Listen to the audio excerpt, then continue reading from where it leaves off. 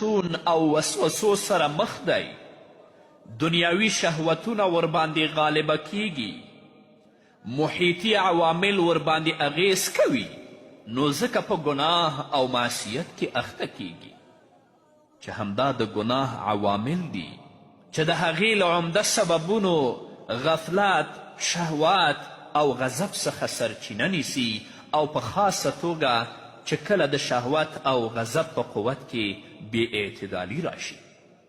کله چې یو څوک ګناه وکړي نو عادتا د حال او یا قال په ژبه ویل کیږي چې ده د خپل د نفس ومنل، ځکه یې ګناه وکړه. شیطان ورباندې دغسې بد وکړل، یقین یې کمزوری و، ځکه یې دا حرام کار وکړه. د بې علمي په وجه ورڅخه داسې وشو، د بد چاپیریال او یا بد ملګري په سبب په دې ګناه کې اخته شو. نو د ګناه په مخنیوي کې لومړی د هغې عوامل او بیا یې د مخنیوي او وقایې لارې چارې پیژندل ضروري دي چې انشاءالله د دې موضوعاتو په څیړنه کې به موږ پوره کوشش کوو. لومړی د نفس او شیطان سره جهاد، دویم علم او عمل، دریم مضبوط او محکم یقین، څلورم ښه چاپیریال، پنځم د نیکانو صحبت.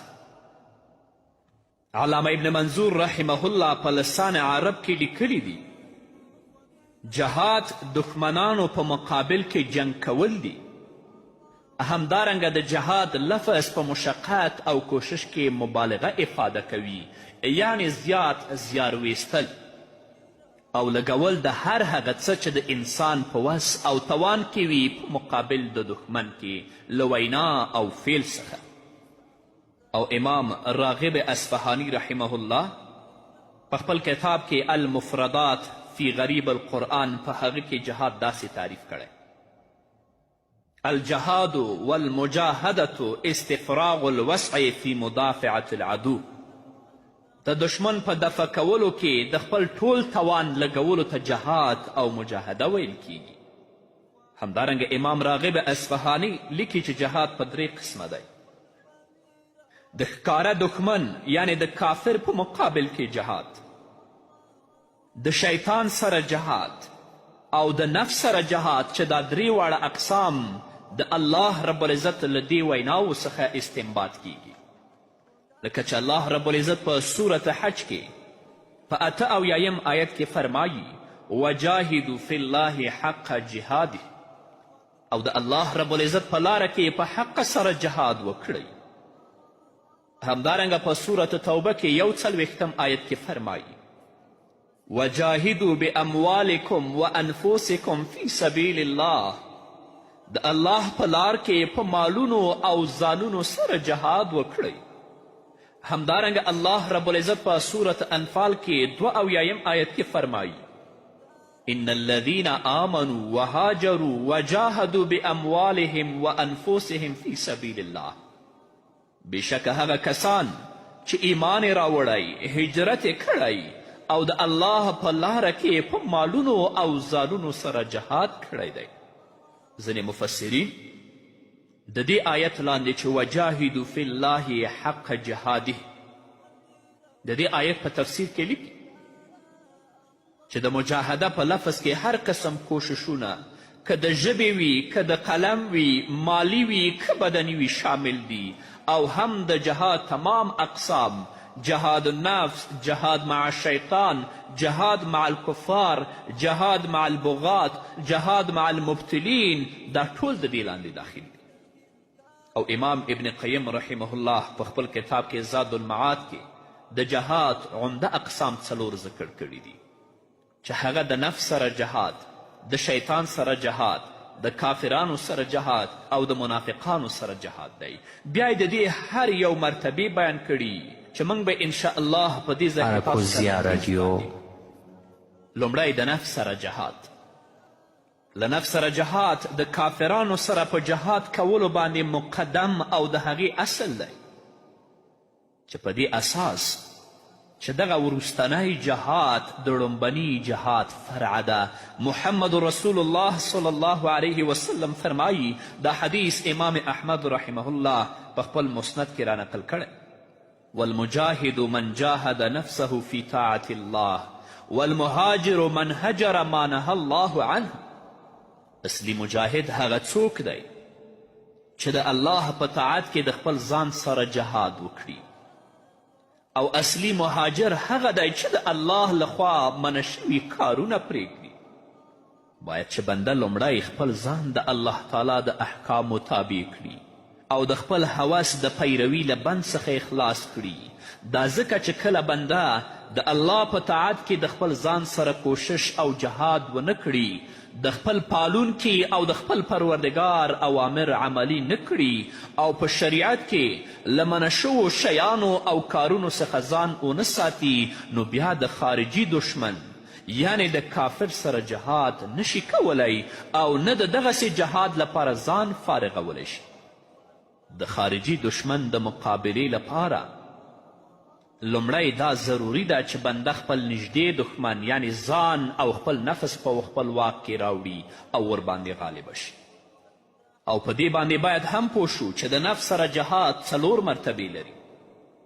اول، د حق دین او هدایت په زده کړې باندې د نفس سره جهاد. معنا دا چې بنده هغه دین او هدایت زده کړي چې بې له هغې انسان کامیابی ته نشي رسېدلی او نه یې په دنیا او آخرت کې نیکبختي او خوشحالي راتللی شي، او که چیرې له بنده څخه دغسې علم او زده کړه پاتې شي نو بیا به په دواړو جهانونو کې ناکام وي. نو د نفس سره د جهاد لومړنۍ مرتبه دا ده چې د حق دین او هدایت په زده کړې باندې د نفس سره جهاد وکړي.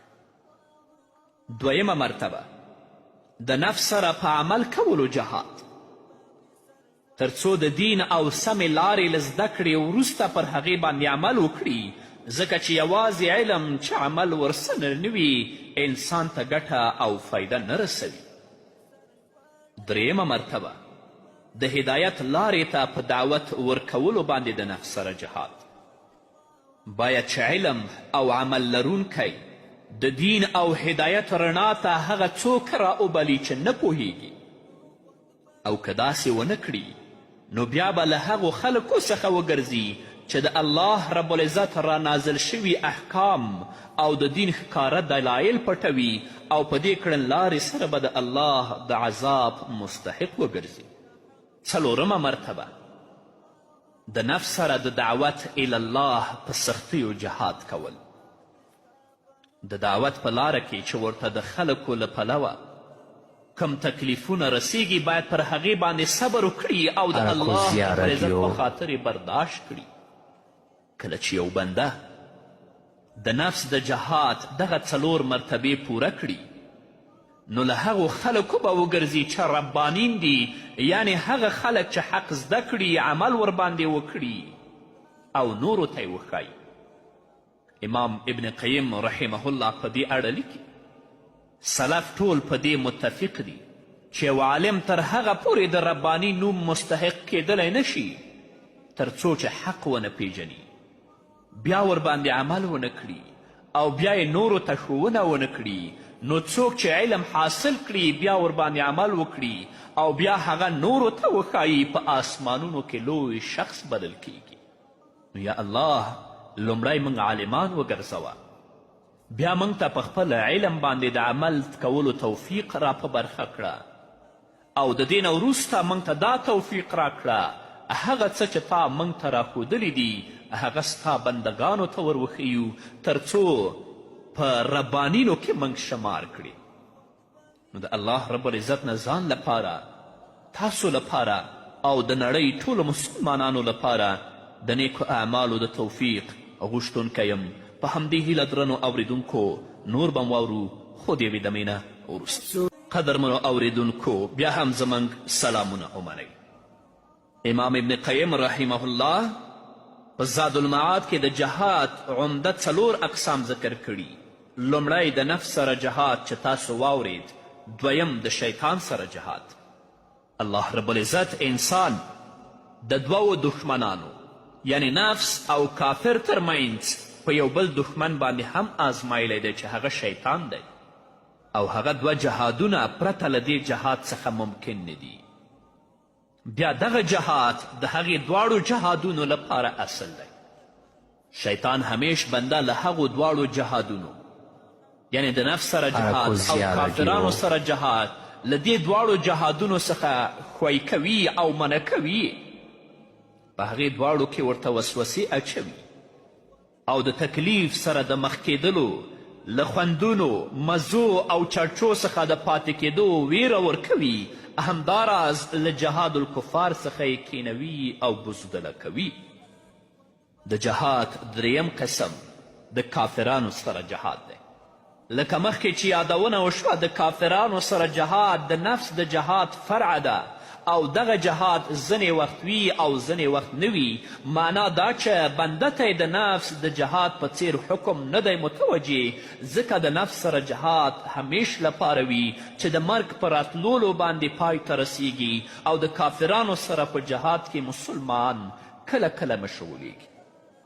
د جهاد څلورم عمده قسم هغه د منافقانو سره جهاد دی. د کافرانو سره د جهاد په پرتله د منافقینو پر ضد جهاد یو څه سخت دی، ستونزمن دی چې د امت د خاصو او د پیغمبرانو علیهم السلام د اصلي وارثانو یعنی حق پرستو علماو وظیفه ده. دغه ډول جهاد کوونکي په نړۍ کې یو څو افراد وي. په دغسې جهاد کې ګډون کوونکي او مرسته کوونکي خلک که څه هم لږ وي خو دوی د الله رب العزت په نزد باندې ډیر قدر او ارزښت لري او هم دوی ډیر ستر خلک او اوچت خلک دي. د کافرانو او منافقانو سره په جهاد باندې د امت ټول افراد مکلف نه دي، بلکې په هغه اندازه خلک پکې کافي دي چې مقصد ورباندې حاصلیږي. همداراز د کافرانو او منافقینو سره په جهاد کې له دې څلورو وسیلو او مرتبو څخه کار اخیستل کیږي. اول په زړه سره، دویم په ژبې سره، دریم په مال سره، څلورم په ځان سره. د کافرانو سره په جهاد کې لاس ته زیات تخصیص ورکړی شوی دی او د منافقینو سره په جهاد کې ژبې ته. همداراز د ظالمانو، بدعتیانو او بدکارانو پر ضد جهاد چې په دې جهاد کې درې مرتبې دي. لومړی په لاس باندې که توان ولري، که په لاس توان نه لري نو په ژبه باندې، او که په ژبه باندې توان نه لري نو په زړه باندې، چې په دې توګه د دې ټولو اقسامو د جهاد 14 مرتبې دي. د دې لپاره چې د دې موضوع له طبیعت څخه ونوځو او زیاته اوږده نشي، د جهاد په تعریف او د جهاد اقسامو په برخه کې موږ په همدومره څرګندونو باندې اکتفا کوو. او د نفس او شیطان سره جهاد چې د نورو جهادونو لپاره اصل دی او د ګناه له مخنیوي سره یې تړاو ډیر نږدې دی، په لاندې ټکو کې یو څه نوره زیاته څرګندونه وړاندې کوو. د نفس سره جهاد د انسان نفس د خیر او شر سره چلند کولو، د حق او یا باطل د منلو ځای او هغه لوښی دی چې هر څه پکې ځایږي.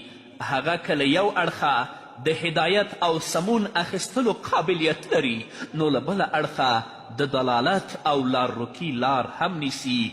همداراز که د پاکوالي طرف ته هڅه کوي نو د چټلي په لور هم روانیږي، لکه چې الله رب العزت په سورة شمس کې د 9 آیت نه تر 10 آیته پورې فرمایي: ونفس وما سواها فألهمها فجورها وتقواها قد أفلح من زكاها وقد خاب من دساها.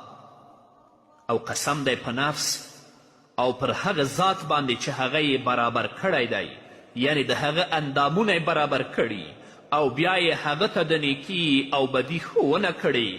بېشکه هغه څوک کامیاب شو چې خپل ځان یې پاک کړو، یعنی له ګناهونو څخه ځان وساتو، او تاواني شو هغه څوک چې خپل ځان یې په ګناهونو کې پټ کړ. امام ابن رجب رحمه الله په خپل کتاب کې جامع العلوم والحکم کې د دې آیت په تفسیر کې لیکي: په اطاعت باندې نفس پاکیږي، نمو کوي، وچتیږي او ګناهونه نفس له خاورو سره برابروي، ښکته کوي یې تر څو داسې وګرځي چې ګویا په خاورو کې ښخ شوی دی.